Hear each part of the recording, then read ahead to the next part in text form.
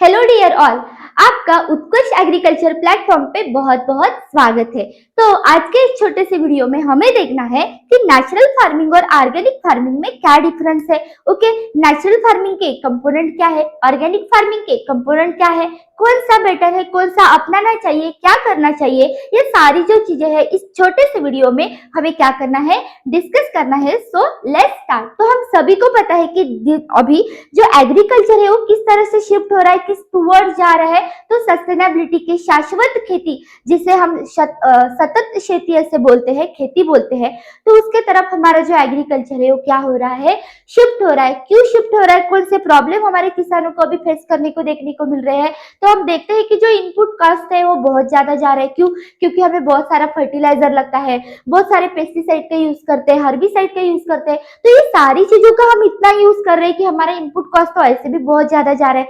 लो कर लो, अभी फर्टिलाइजर डालो, ये पेस्टिसाइड डालो, हर्बिसाइड डालो, क्या क्या डालेंगे आप जमीन में। इतनी सारी अगर चीजें हम हमारे जमीन में डाल रहे हैं, हमारी मृदा का क्या होगा, हमारे सॉइल का क्या होगा। हमारी तो जो सॉइल है उसकी फर्टिलिटी तो ऐसे ही खराब हो जाएगी। मतलब दिन ब दिन सॉइल डिग्रेड हो रहा है। ओके, सॉइल डिग्रेडेशन हो रहा है। इसके साथ साथ हमारे जो हेल्थ इश्यूज है वो भी हमें देखने को मिल रहे हैं। क्यों? क्योंकि हम जो फूड खा रहे हैं उसमें तो केमिकल है। हम जो मार्केट से सब्जी खरीद के लाते हैं तो वो क्या सच में ऑर्गेनिकली ग्रो की हुई है? नहीं है। उसमें न जाने कितने केमिकल का यूज किया गया है, कितने कीटनाशक वहां पे डाले हुए होंगे, कितने खरपतवार नाशक का वहां पे यूज किया हुआ होगा, और उसका जो सारा रेसिडुअल इफेक्ट होता है वो उसमें भी चला जाता है, वही हम खाते हैं। तो आप सोचो कि हम अगर वैसा खाते हैं, केमिकल युक्त तो फूड अगर हम खाते हैं, तो क्या हमको कैंसर होने के चांसेस नहीं बढ़ते हैं। मतलब इसका मतलब क्या होता है कि अगर हम ये सारी चीजें खा रहे हैं तो हमारी हेल्थ भी तो अफेक्ट हो रहा है।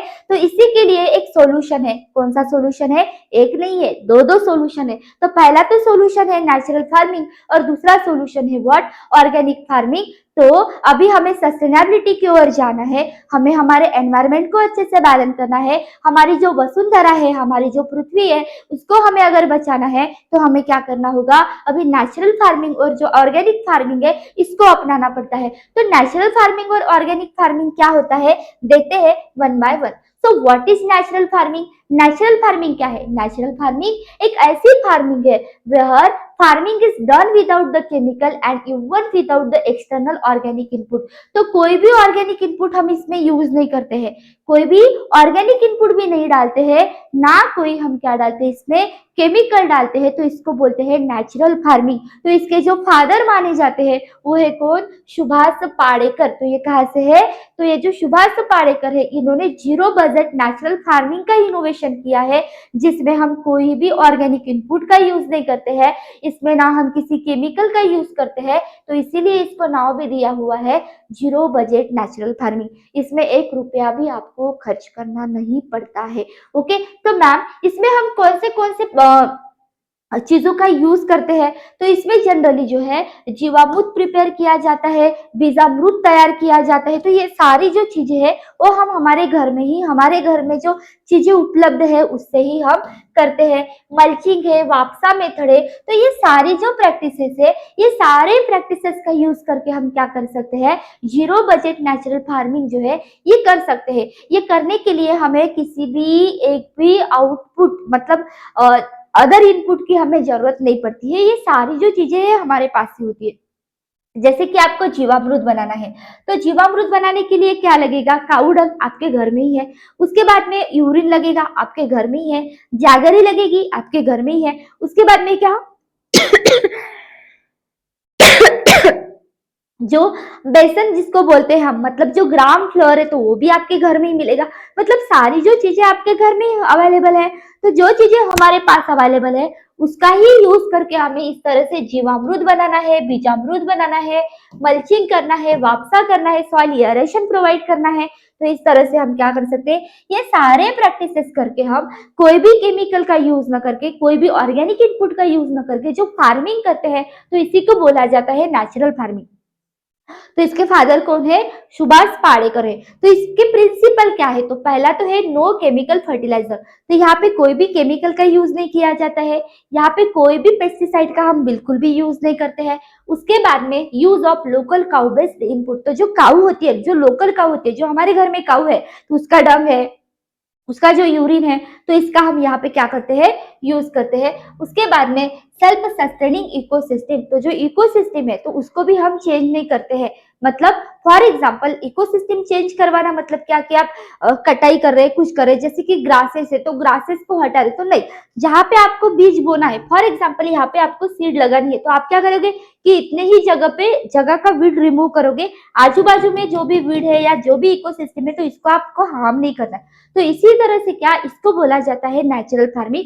नेचुरल फार्मिंग मतलब क्या कि आप अपनी जो इकोसिस्टम है उसको बिल्कुल भी हार्म नहीं करते हैं।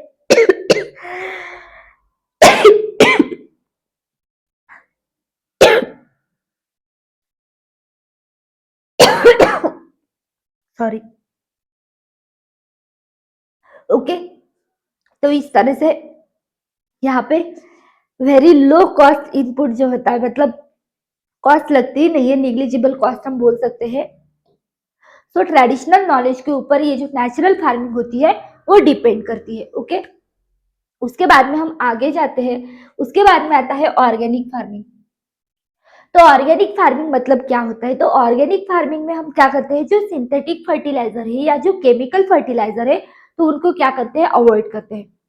Okay, so organic farming is a system that avoid the synthetic chemical but allows the organic input। तो यहाँ पे ऑर्गेनिक इनपुट जो होते हैं इनको अलाउ किया जाता है। ऑर्गेनिक इनपुट मतलब क्या कि सेम FIM है, कंपोस्ट है, मैनोर है, तो ये सारी चीजों के यहाँ पे हम अलाउ करते हैं, जैसे कि बायो फर्टिलाइजर है, बायो पेस्टिसाइड है।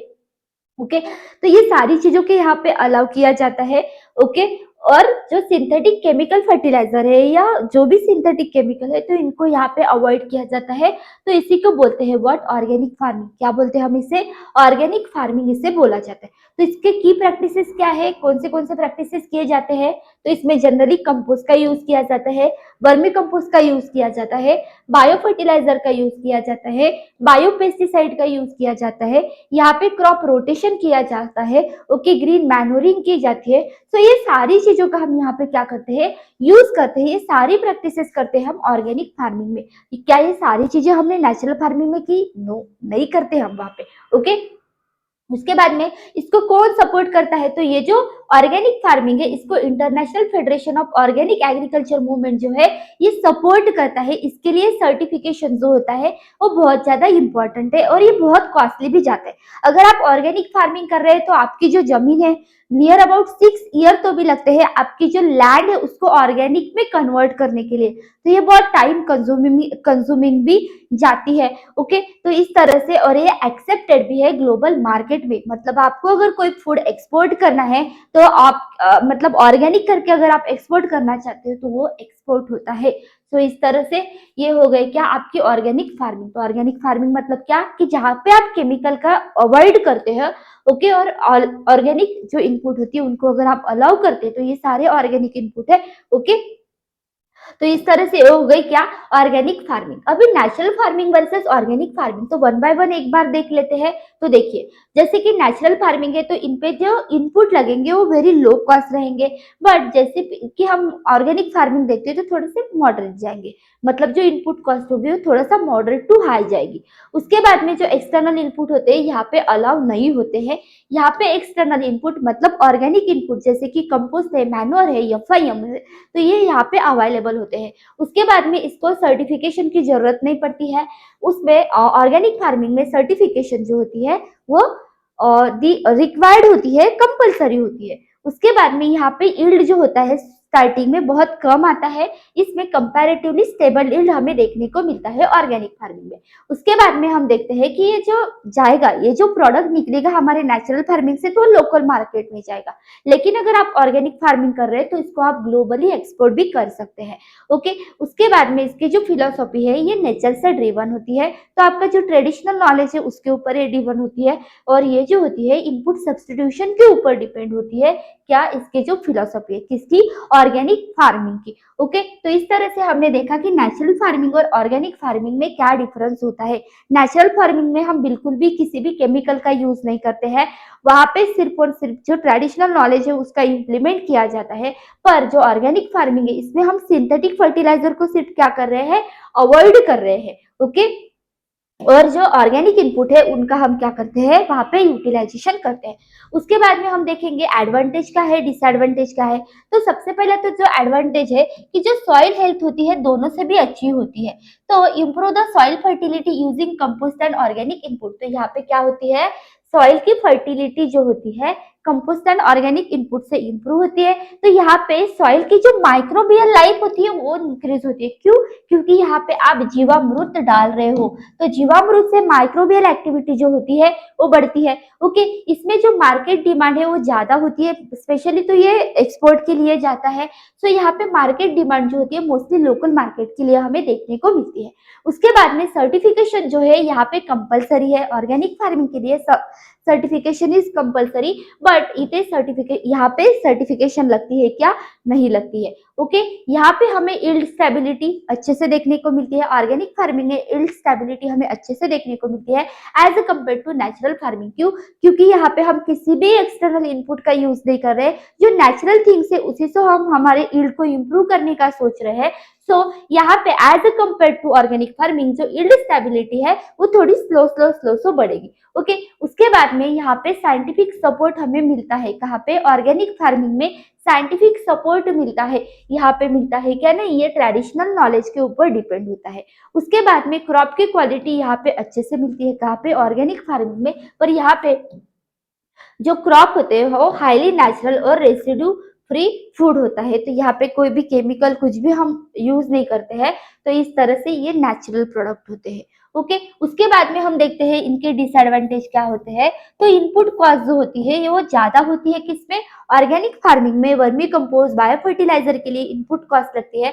लेकिन हम जैसे ही नेचुरल फार्मिंग की ओर जाते हैं तो वेरी लो कॉस्ट। क्यों? क्योंकि ये जीरो बजट नेचुरल फार्मिंग है, इसमें तो आप कुछ डाल ही नहीं रहे हो, एक्सटर्नल कुछ अप्लाई भी नहीं कर रहे हो, तो इसकी वजह से ये वेरी लो कॉस्ट हमें यहाँ पे देखने को मिलती है। उसके बाद में डिपेंडेंसी, तो ये depend on the external input. तो ये जो ऑर्गेनिक फार्मिंग है ये एक्सटर्नल इनपुट के ऊपर क्या होती है? डिपेंड होती है। बट हमारी जो नेचुरल फार्मिंग होती है किसी भी इनपुट के ऊपर डिपेंड नहीं होती है। उसके बाद में certification process, so costly and time consuming. तो ऑर्गेनिक फार्मिंग की अगर आपको सर्टिफिकेट चाहिए, ये सर्टिफिकेशन प्रोसेस अगर आपको करना है तो ये बहुत लंबा टाइम लेती है, इसको बहुत टाइम लगता है। सो ये टाइम टेकिंग प्रोसेस होती है। ओके, उसके बाद में और यहाँ पे नो सर्टिफिकेशन रिक्वायर, और टाइम भी बहुत कम, मतलब नो सर्टिफिकेशन लगता है तो टाइम क्यों लगेगा। ओके, उसके बाद में यहाँ पे लेबर रिक्वायरमेंट मोर लगता है किसमें? ऑर्गेनिक फार्मिंग में। और जो हमारी क्या है नेचुरल फार्मिंग है, तो नेचुरल फार्मिंग में स्किल और नॉलेज वाले लोग लगते हैं।